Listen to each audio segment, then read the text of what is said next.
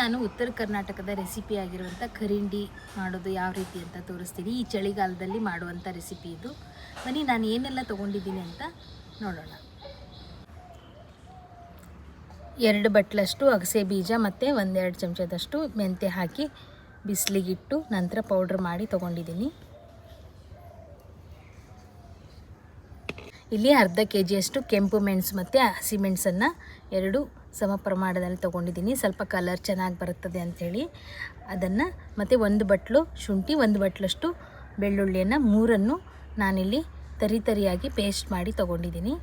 ನೀವು ನುಣ್ಣಗೆ ಬೇಕಿದ್ದರೂ ರುಬ್ಕೊಳ್ಬೋದು. ನಾನಿಲ್ಲಿ ಉಪ್ಪು ಇದಕ್ಕೆ ಹಾಕಲಿಕ್ಕೆ ನಂತರ ಅರಿಶಿನ ಪುಡಿಯನ್ನು ಉಪಯೋಗಿಸ್ತೀನಿ. ಫಸ್ಟ್ ಮಡಿಕೆನ ಕ್ಲೀನಾಗಿ ತೊಳೆದು ಇಟ್ಕೊಂಡಿದ್ದೀನಿ. ಈಗ ಎಲ್ಲ ಪದಾರ್ಥವನ್ನು ಒಂದೊಂದಾಗಿ ಇದಕ್ಕೆ ಸೇರಿಸ್ಕೊಂಡು ಚೆನ್ನಾಗಿ ಮಿಕ್ಸ್ ಮಾಡಿ ನಂತರ ಕಟ್ಟಿ ಇಡಬೇಕು.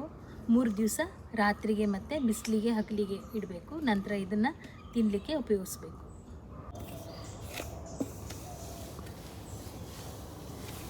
ಅಗಸೆ ಪೌಡರನ್ನು ಹಾಕ್ಕೊಳ್ತೀನಿ. ಕಾಯಿ ಪೇಸ್ಟು ಇದು ಮಾಡುವಾಗ ತುಂಬ ಖಾರ ಇರುತ್ತೇನೋ ಅನಿಸುತ್ತೆ, ಆದರೆ 3 ದಿವಸ ನಂತರ ಅದು ಖಾರ ಇರಲ್ಲ, ತುಂಬ ರುಚಿಯಾಗಿ ಬರುತ್ತೆ. ಸ್ವಲ್ಪ ಹುಳಿ ಆಗುತ್ತೆ.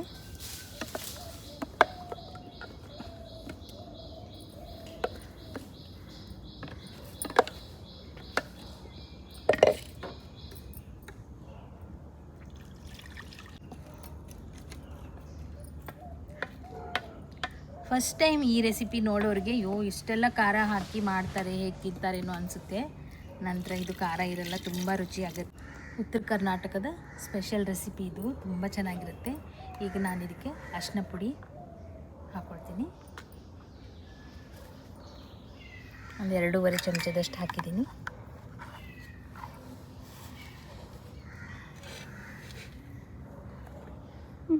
ಉಪ್ಪನ್ನು ಹಾಕ್ಕೊಳ್ತೀನಿ. ಕೈಯಿಂದನೇ ಹಾಕ್ಕೊಳ್ತೀನಿ, ಯಾಕಂದರೆ ನನಗೆ ಚೆನ್ನಾಗಿ ಅಂದಾಜು ಸಿಗುತ್ತೆ ಅಂತ.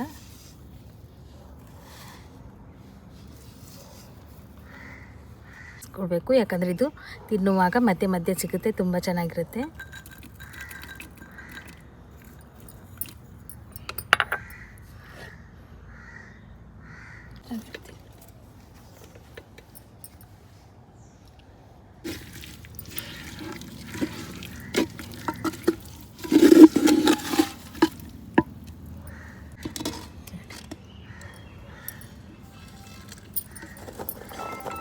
ಈಗ ಕ್ಯಾರೆಟು ಹಾಕ್ಕೊಳ್ತಾ ಇದ್ದೀನಿ.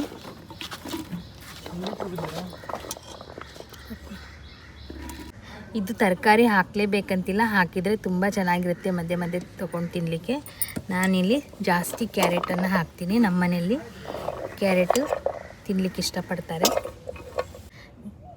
ಇದಿರೋ ಅಂಥ ಬದನೆಕಾಯನ್ನು ಹಾಕ್ತಿದ್ದೀನಿ.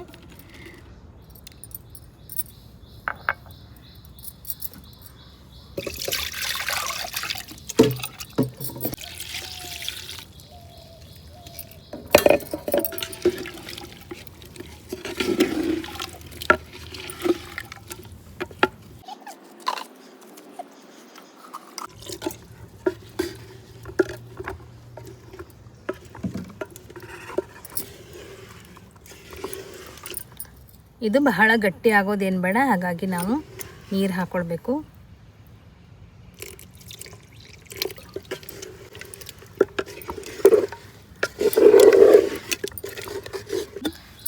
ಈಗ ಎಲ್ಲ ಮಿಕ್ಸ್ ಮಾಡ್ಕೊಂಡಿದ್ದೀನಿ ನೋಡಿ. ಗಡಿಗೆಯಲ್ಲಿ ನಾನು ಇವತ್ತು ಉತ್ತರ ಕರ್ನಾಟಕದ ಸ್ಪೆಷಲ್ ಖರಿಂಡಿ ರೆಡಿ ಮಾಡಿಟ್ಟಿದ್ದೀನಿ. ಇದು ಚಳಿಗೆ ಮತ್ತು ಮಧ್ಯಾಹ್ನದ ಬಿಸಿಲಿಗೆ ಸ್ವಲ್ಪ ಇದು 3 ದಿವಸ ನೆನೆಯಲು ಇಡಬೇಕು. ಈಗ ಈ ರೀತಿಯಾಗಿ ಮುಚ್ಚಿ ಒಂದು ಬಟ್ಟೆಯನ್ನು ಕಟ್ಬಿಡ್ಬೇಕು. ಗಾಳಿ ಹೋಗದಂತೆ ಇದನ್ನು ಚೆಂದ ಮಾಡಿ ಟೈಟಾಗಿ ಕಟ್ಕೊಳ್ಬೇಕು. ಇದೇ ಮಸಾಲೆ ಎಲ್ಲ ಮಿಕ್ಸ್ ಮಾಡಿ, ಯಾರ ಮನೇಲಿ ಮಡಿಕೆ ಇಲ್ಲ ಅವರಿಗೆ ಮಡಿಕೆಯಲ್ಲೇ ಮಾಡಬೇಕಂತೇನಿಲ್ಲ, ಪ್ಲಾಸ್ಟಿಕ್ ಡಬ್ಬದಲ್ಲಿ ಸಹ ಮಾಡಿ ಹೊರಗಡೆ ಇಡಬೇಕು. ಆವಾಗಲೂ ಚೆನ್ನಾಗೇ ಇರುತ್ತೆ. ನಮ್ಮ ಮನೇಲಿ ಅಮ್ಮ ಎಲ್ಲ ಹೀಗೆ ಮಾಡೋರು, ಹಾಗಾಗಿ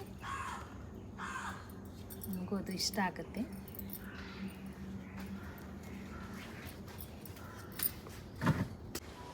ನೋಡಿ, ನಾನು 3 ದಿವಸದ ಹಿಂದೆ ಕರಿಂಡಿ ಮಾಡಿ ಈ ಮಡಿಕೆಯಲ್ಲಿ ಹಾಕಿಟ್ಟಿದ್ದೆ. 3 ದಿವಸದ ನಂತರ ಈಗ ತೆಗಿತಾ ಇದ್ದೀನಿ. ಬಿಸಿ ಬಿಸಿ ಜೋಳದ ರೊಟ್ಟಿ ಜೊತೆ ತುಂಬ ಚೆನ್ನಾಗಿರುತ್ತೆ.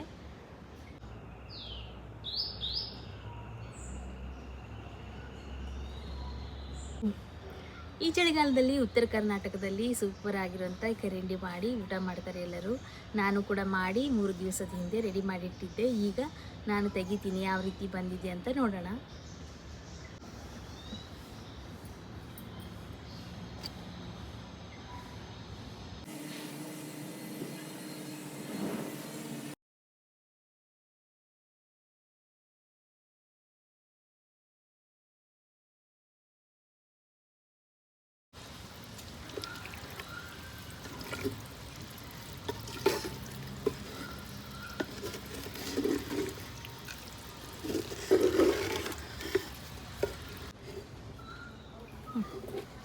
ಬಿಸಿ ಬಿಸಿ ಜೋಳದ ರೊಟ್ಟಿಗೆ ಹಾಗೆ ಬಿಸಿ ಬಿಸಿ ಅನ್ನಕ್ಕೆ ಸೂಪರ್ ಆಗಿರುತ್ತೆ.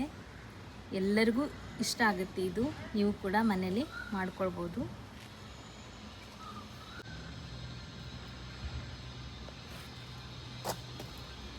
ಇದರಲ್ಲಿ ಹಸಿ ತರಕಾರಿ, ಕ್ಯಾರೆಟ್, ಬದನೆಕಾಯಿ ಹಾಗೆ ಸೌತೆಕಾಯಿ ಹಾಕಿದ್ದೀವಿ. ಮತ್ತು ಬೆಳ್ಳುಳ್ಳಿ ಸಹ ಕಟ್ ಮಾಡಿ ಹಾಕಿದ್ದೀವಿ.